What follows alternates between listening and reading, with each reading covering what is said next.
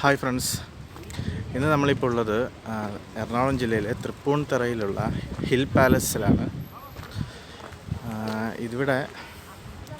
ഇതറിയപ്പെടുന്നത് കേരളത്തിലെ ഏറ്റവും വലിയ പുരാവസ്തു മ്യൂസിയം എന്നാണ് ഈ മ്യൂസിയം അറിയപ്പെടുന്നത്.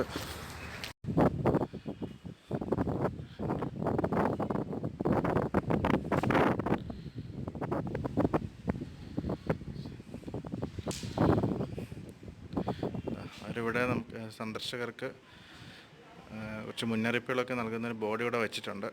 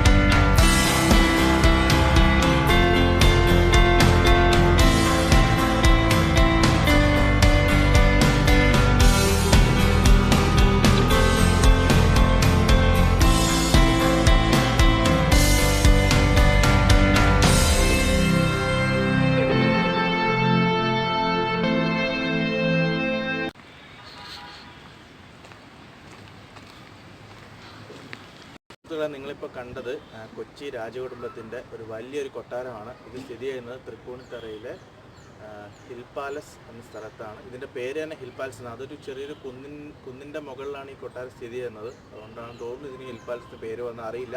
ഞങ്ങൾ ഒരുപാട് സ്റ്റെപ്പുകൾ കയറിയിട്ടാണ് ഈ കൊട്ടാരത്തിൻ്റെ എൻട്രൻസിലേക്ക് എത്തിയത്. അത് ചെറിയൊരു കുന്നാണ്.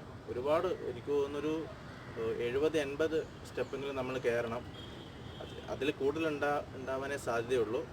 അങ്ങനെ അത്രയും സ്റ്റെപ്പുകൾ കയറിയാലാണ് ഇതിൻ്റെ എൻട്രൻസ് എത്തുന്നത്. അകത്തെത്തിയ ഉടനെ ഇടതുവശത്ത് ഫ്രണ്ടിലെത്തി അതിന് ഇടതുവശത്ത് നടന്നു കഴിഞ്ഞാൽ അവിടെ നമ്മൾ നമ്മുടെ ചെരുപ്പുകൾ, ലഗേജുകൾ, മൊബൈൽ ഫോണ് എന്ന് വേണ്ട സകല സാധനങ്ങൾ അവിടെ ഏൽപ്പിക്കണം. ഒന്നും അതിനകത്തേക്ക് കടത്തി വിടുന്നതല്ല. പ്രത്യേകിച്ച് ഡിജിറ്റൽ എക്യുപ്മെൻറ്റ്സ് ഒന്നും അകത്തേക്ക് വിടുന്നതല്ല. നമ്മുടെ പേഴ്സ് കാര്യങ്ങളൊക്കെ കൊണ്ടുപോകാം. ഹാൻഡ് ബാഗും എനിക്കൊന്ന് കൊണ്ടുപോകാൻ തോന്നുന്നു. DSLR ക്യാമറ, മൊബൈൽ ക്യാമറ, ചെറിയ മൊബൈൽ ഇല്ലാത്ത ക്യാമറ ഒന്നും അതിനകത്തേക്ക് കടത്തി വിടുന്നില്ല. അത് സ്ട്രിക്റ്റായിട്ട് എല്ലാവരും ഫോളോ ചെയ്തേ പറ്റുള്ളൂ. അതുപോലെ ചെരുപ്പ് ഇടാൻ പറ്റത്തില്ല. അതിനകത്തേക്ക് കടന്നിട്ടുള്ള വീഡിയോ നമുക്ക് എടുക്കാൻ പറ്റില്ല, കാരണം അത് അവർ അലോ ചെയ്യുന്നില്ല. അതിന് പ്രത്യേക നമുക്ക് റേറ്റും കാര്യങ്ങളും കൊടുത്താലും നമുക്ക് അത് അങ്ങനെ ഒരു ടിക്കറ്റ് ഇല്ല. ക്യാമറകൾക്ക് പ്രത്യേക ടിക്കറ്റ് ഇല്ല. അതുകൊണ്ട് നമുക്ക് അകത്തേക്ക് എടുക്കാൻ പറ്റില്ല. പിന്നെ അകത്തേക്ക് കയറി കഴിഞ്ഞു കഴിഞ്ഞാൽ നമുക്ക് കാണാൻ പറ്റുന്നത് ഒരുപാട് എനിക്കൊന്ന് ക്രിസ്തു വർഷം തുടങ്ങിയ സമയത്തിന് ശേഷം സ്വാതന്ത്ര്യം കിട്ടുന്നതിന് മുമ്പ് വരെയുള്ള രാജാക്കന്മാർ ഉപയോഗിച്ചിരുന്ന പല പുരാതന വസ്തുക്കളും, അവരുപയോഗിച്ചിരുന്ന ഡ്രസ്സുകളും, അവരുപയോഗിച്ചിരുന്ന സ്വർണ്ണ മോതിരങ്ങൾ, വെള്ളിയുടെ പിന്നെ ആഭരണങ്ങൾ, അതുപോലെ അവരുപയോഗിച്ചിരുന്ന ഡ്രസ്സുകൾ, തലപ്പാവുകൾ. പോർച്ചുഗീസിലെ ഇമാനുവൽ രാജാവ് വാസ്കോഡ ഗാമയുടെ കൈവശം കൊടുത്തുവിട്ട ഒരു എന്താ പറയുക അതുല്യമായ ഒരു കിരീടം ഇവിടെ അവർ സൂക്ഷിച്ചിട്ടുണ്ട്. അത് കൊച്ചിൻ രാജവംശത്തിൽ നിന്ന് ഈ മ്യൂസിയത്തിലേക്ക് ഇവർ എടുത്തതാണ്. അത് വളരെ ഫ്രെയിം ചെയ്ത് AC റൂമിലാണ് വെച്ചേക്കുന്നത്. അതിൽ എനിക്കൊന്ന് 70 മരതക കല്ലുകൾ, അതുപോലെ തന്നെ 90 രത്നക്കല്ലുകൾ അതൊക്കെ അവർ പിടിപ്പിച്ചിട്ടുണ്ട്. അത് അവരവിടെ എഴുതി വെച്ചിട്ടുണ്ട്. കറക്റ്റ് എമൗണ്ട് ആണോന്ന് എനിക്കറിയില്ല. നിങ്ങൾ വന്നു കഴിഞ്ഞാൽ നിങ്ങൾക്ക് അവിടെ കാണാൻ പറ്റും. അതുപോലെ തന്നെ പഴയ ഇപ്പോൾ ഉള്ള മലയാള ഭാഷയുടെ പുരാതനമായ ചില പിന്നെ ലിപികൾ നമുക്കവിടെ കാണാൻ പറ്റും. വട്ടെഴുത്ത് എന്നൊക്കെ കേട്ടിട്ടുണ്ടോയെന്നറിയില്ല, അവിടെ എഴുതിയിട്ടുണ്ട്. എനിക്കതിനെപ്പറ്റി വലിയ അറിവില്ല. അതൊക്കെ അവർ കല്ലിൽ എഴുതി വെച്ചിരിക്കുന്നതൊക്കെ നമുക്കവിടെ കാണാൻ പറ്റും. അതുപോലെ താളിയോല ഗ്രന്ഥങ്ങൾ, പഴയ രാമായണം, അതേപോലെ ഒരുപാട് താളിയോല ഗ്രന്ഥങ്ങൾ എഴുതി വെച്ചിട്ടുണ്ട്. അതൊക്കെ കെട്ടിട്ടിട്ടാണ് വെച്ചിരിക്കുന്നത്. വായിച്ച പോലെയല്ല, എല്ലാം താളിയോല ഗ്രന്ഥങ്ങളൊക്കെ കെട്ടിട്ടിട്ടാണ് അവരവിടെ വെച്ചിരിക്കുന്നത്. അതൊക്കെ എന്താ പറയുക, നമുക്ക് ഇവിടെ വന്നാലേ കാണാൻ പറ്റുള്ളൂ, അല്ലാതെ കാണാൻ പറ്റില്ല. പക്ഷെ അതൊക്കെ നമുക്കിപ്പോൾ പറഞ്ഞു തരാൻ പറ്റുന്നില്ല, വന്ന് കാണണം. കാരണം നമുക്കതൊന്നും വീഡിയോ എടുക്കാൻ പറ്റില്ല. കാരണം നിങ്ങൾക്ക് എവിടെ സെർച്ച് ചെയ്താലും അതിൻ്റെ ഒന്നും വീഡിയോസ് കിട്ടുമെന്ന് എനിക്ക് തോന്നുന്നില്ല. കാരണം അത്രത്തോളം സ്ട്രിക്റ്റ് ആയിട്ടാണ് അവരവിടെ ഇത് സൂക്ഷിക്കുന്നത്. എനിക്ക് തോന്നുന്നു ഒരുപാട് സ്വർണ്ണങ്ങളും വെള്ളികളും രത്നക്കല്ലുകളും മരതകങ്ങളും ഒക്കെ ഉള്ളതുകൊണ്ടാണെന്ന് തോന്നുന്നു എല്ലായിടത്തും ഒരുപാട് ക്യാമറകളും കാര്യങ്ങളൊക്കെ ഉണ്ട്.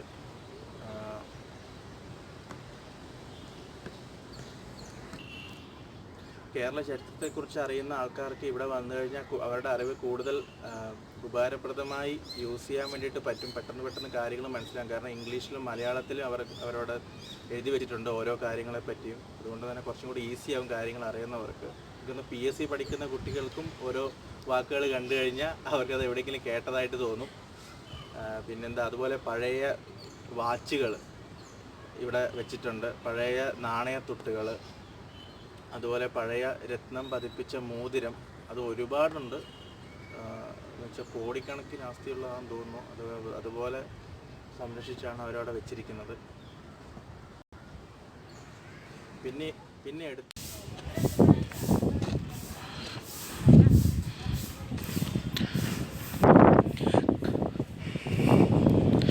കൊച്ചി രാജാവിൻ്റെ കൊട്ടാരത്തിൻ്റെ ചുറ്റുപാടുള്ള ദൃശ്യങ്ങളാണ് നിങ്ങളിപ്പോൾ കണ്ടുകൊണ്ടിരിക്കുന്നത്.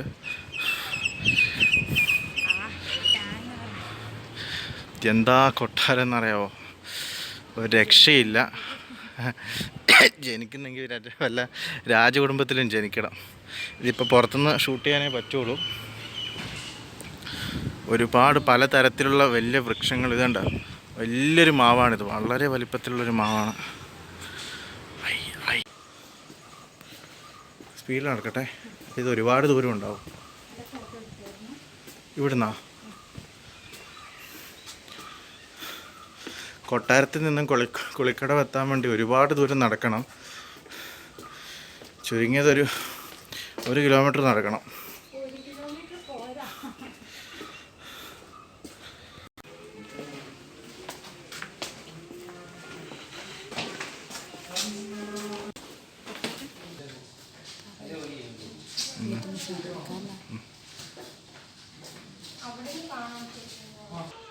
ഇത് ഈ കാണുന്നതാണ് രാജാക്കന്മാരുടെയും അവരുടെ ഭാര്യമാരൊക്കെ കുളിക്കുന്ന, രാജ്ഞിമാരുടെയും അവർ കുളിക്കുന്ന കുളക്കടവാണ് നിങ്ങളിപ്പോൾ കാണുന്നത്. ഇതിനകത്തേക്ക് നമുക്ക് പ്രവേശനമില്ല. അതുവരെ ഒരു ഗേറ്റ് വെച്ച് ലോക്ക് ചെയ്തിരിക്കുകയാണ്. അതിനകത്തെ ദൃശ്യങ്ങൾ ഞാൻ ഈ ജനലിൻ്റെ കമ്പി വഴി കൈയകത്തേക്കിട്ട് മൊബൈൽ പകർത്തുകയാണ് നിങ്ങൾക്ക് വേണ്ടി. കുളിക്കടവിനോട് ചേർന്ന് തന്നെ ഒരു പഴയകാല ബാത്റൂമും നിങ്ങൾക്ക് കാണാൻ പറ്റും.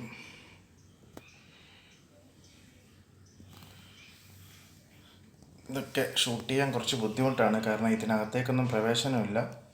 ജനലിനകത്തൂടെ ഇട്ടിട്ടാണ് ഷൂട്ട് ചെയ്യുന്നത്. ബാത്റൂമിന് 2 ഡോറുണ്ട്. നോക്കിയ ബാത്റൂമിന് 2 ഡോറ് കാണാൻ പറ്റും. ഇതിപ്പോൾ ജനലാണ്, ജനലിനകത്തൂടെയാണ് മൊബൈൽ ഇട്ടേക്കുന്നത്. ഇത് കൂടാതെ ഒന്ന് കുളത്തിലേക്കുള്ള ഒരു ഡോറും ഉണ്ട്.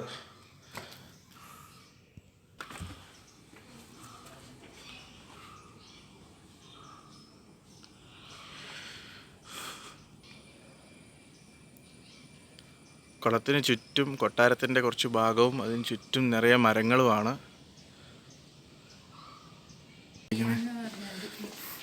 ഇതൊക്കെ കുളക്കടവിലേക്ക് പോകുന്ന വഴിയാണ്. ഞങ്ങൾ ഇങ്ങോട്ട് വരുമ്പോൾ ഇറങ്ങി, അങ്ങോട്ട് പോകുമ്പോൾ കയറുകയാണ്.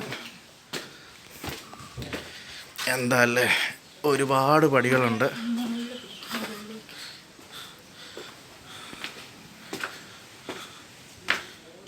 നല്ലൊരു വീഡിയോ ആയിരിക്കും. പിന്നെ കൊട്ടാരത്തിൽ നിന്ന് കുളിക്കടവിലേക്ക് പോകുന്ന ഇറങ്ങി വരുത്ത ആ പാത തുടങ്ങുന്നത് ഇവിടെ നിന്നാണ്. കൽത്തൂണുകളാണ് നിങ്ങളിപ്പോൾ കണ്ടുകൊണ്ടിരിക്കുന്നത്. ഇതിനകത്തേക്ക് ഞാൻ ഇറങ്ങാം. എന്താണിതെന്നറിയില്ല. ഇതിനകത്തൊരു ചെറിയൊരു പ്രതിമയൊക്കെ ഉണ്ട്. എനിക്കൊന്ന് വെള്ളമൊക്കെ ചാടുന്ന തരത്തിലുള്ള ഒരു പ്രതിമയാണ്.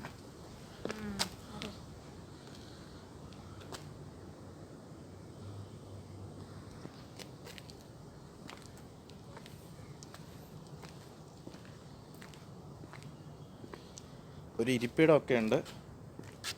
എന്തായാലും കൊള്ളാം കേട്ടോ. രാജാവിൻ്റെ സെറ്റപ്പ് എന്ന് പറഞ്ഞ ഒരു അതിഭീകരമായ സെറ്റപ്പാണ്.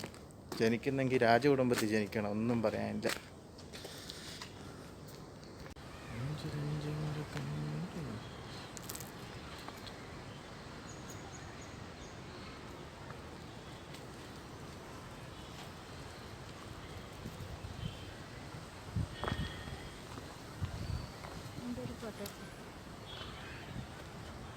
മിനിറ്റ്.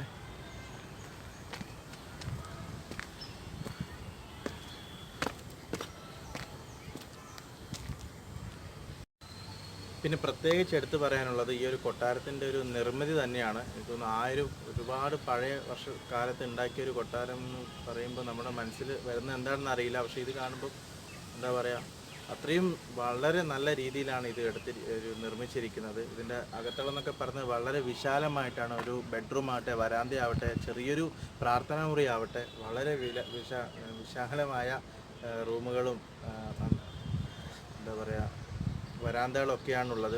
പിന്നെ ഈ തൂണുകളും കാര്യങ്ങളൊക്കെ, അതുപോലെ സ്റ്റെയർ കേസ്, അതൊക്കെ ഒരുപാട് കൊത്തുപണികൾ അവരതിൽ ഉൾപ്പെടുത്തിയിട്ടുണ്ട്. അതുപോലെ ആനക്കൊമ്പുകളിൽ നിർമ്മിച്ചിരിക്കുന്ന കൊത്തുപണികൾ, ശില്പങ്ങൾ, സ്തൂപങ്ങൾ, ഒരുപാട് പറഞ്ഞ് നമ്മളതിൻ്റെ ഇത് കളയുന്നില്ല. നിങ്ങൾ വന്ന് തന്നെ അത് കാണണം. പിന്നെ അതുപോലെ ഇവിടുത്തെ പ്രവേശന ഫീസ് എന്ന് പറയുന്നത് മുതിർന്നവർക്ക് 30 രൂപയാണ്. പെട്ടെന്ന് സംസാരം നിർത്തിയത് പോലീസുകാർ വന്നിട്ട് ആ കോമ്പൗണ്ടിനുള്ളിൽ നിന്ന് പുറത്തേക്ക് ഇറങ്ങാൻ പറഞ്ഞു. കാരണം എന്താണെന്ന് വെച്ചാൽ ഇപ്പോൾ 6 മണി ആവാറായി, വൈകുന്നേരം 6 മണി ആവാറായി, 5:30 വരെ ആ കോമ്പൗണ്ടിൽ നിൽക്കാൻ പറ്റുള്ളൂ മാക്സിമം. അപ്പോൾ അവർ പെട്ടെന്ന് ഇറങ്ങാൻ പറഞ്ഞപ്പോൾ ഞങ്ങളിങ്ങോട്ട് പുറത്തേക്ക് ഇറങ്ങി വന്നതാണ്. അപ്പോൾ ഞാൻ പറഞ്ഞു വന്നത് ഇവിടുത്തെ ഫീസുകളെ കുറിച്ചാണ്. മുതിർന്നവർക്ക് 30 രൂപയും 5-നും 7-നും വയസ്സിടയിലുള്ള കുട്ടികൾക്ക്, അതായത് 7 വയസ്സിന് താഴെയുള്ള കുട്ടികൾക്ക് പ്രവേശനം ഫ്രീ ആണ്. പിന്നെ മുതിർന്നവർക്ക് 10 രൂപയാണ്. അതുപോലെ പാർക്കിംഗ് ഫീ ബൈക്കിന് 10 രൂപയാണ്. കാറിന് 4 വീലറിന് എത്രയാണെന്ന് അറിയില്ല, കാരണം ഞാൻ ബൈക്കിലാണ് വന്നത്, അതുകൊണ്ട് അത് ശ്രദ്ധിച്ചില്ല. പിന്നെ അതുപോലെ തന്നെ ഇതിനകത്ത് പാലസിൻ്റെ കോമ്പൗണ്ടിനകത്ത് കയറി കഴിഞ്ഞാൽ ചാർജ് വരുന്നത് പിന്നെ 2 രൂപ. നമ്മൾ ചപ്പൽ വെക്കാൻ വേണ്ടിയിട്ട് അവരൊരു ബോക്സ് തരും. ആ ബോക്സിന് 2 രൂപ നമ്മൾ കൊടുക്കണം. അതുപോലെ തന്നെ ലഗേജുകൾ, ഹാൻഡ് ബാഗ്, മൊബൈൽ ഒക്കെ കീപ്പ് ചെയ്യാനായിട്ട് ഒരു ഷെൽഫ് നമുക്ക് തരും. അതിൻ്റെ കീ നമുക്ക് നമ്മുടെ കയ്യിൽ ക്യാരി ചെയ്യാം. അതിവിടെ നമ്മൾ 10 രൂപ കൊടുക്കണം. അപ്പോൾ പാർക്കിംഗ് ഫീസ്, അതുപോലെ ഇതിനകത്തേക്കുള്ള പ്രവേശന ഫീസ്, ചപ്പൽ വെക്കാനുള്ള ഫീസ്, ബാഗുകളും മൊബൈലുകളൊക്കെ വെക്കാനുള്ള ഫീസ്, അത്യാവശ്യം കുറച്ച് പൈസ ഒരു ടീമിൻ്റെ അടുത്ത് തന്നെ ഇവർ ഉണ്ടാക്കുന്നുണ്ട് എന്തായാലും. പിന്നെന്താ, ക്യാമറ കടത്തി വിടത്തുമില്ല അകത്തേക്ക്. പിന്നെ എന്താണ് ഇതിൻ്റെ, എന്തായാലും നിങ്ങൾ എറണാകുളത്തൊക്കെ വരുന്നുണ്ടെങ്കിൽ എന്തായാലും ഈ ഒരു സ്ഥലത്തേക്ക് വരിക. നല്ലൊരു പാലസ്, ചരിത്രപരമായിട്ട് വളരെ ഇമ്പോർട്ടൻ്റ് ഉള്ളൊരു കൊട്ടാരമാണിത്. ഇവിടെ നിന്നാണ് പല തീരുമാനങ്ങളും പല രാജാക്കന്മാരും ചേർന്ന് എടുത്തിരിക്കുന്നത്.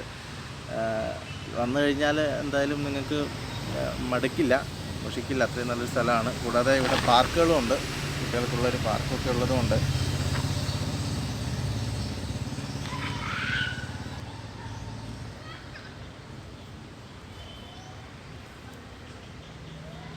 അപ്പോൾ വീഡിയോ ഇഷ്ടപ്പെട്ടിട്ടുണ്ടെങ്കിൽ എല്ലാവരും ചാനൽ സബ്സ്ക്രൈബ് ചെയ്യുക, സപ്പോർട്ട് ചെയ്യുക, കമൻറ്റുകൾ വീഡിയോൻ്റെ ചുവടെ ചേർക്കുക. ബൈ.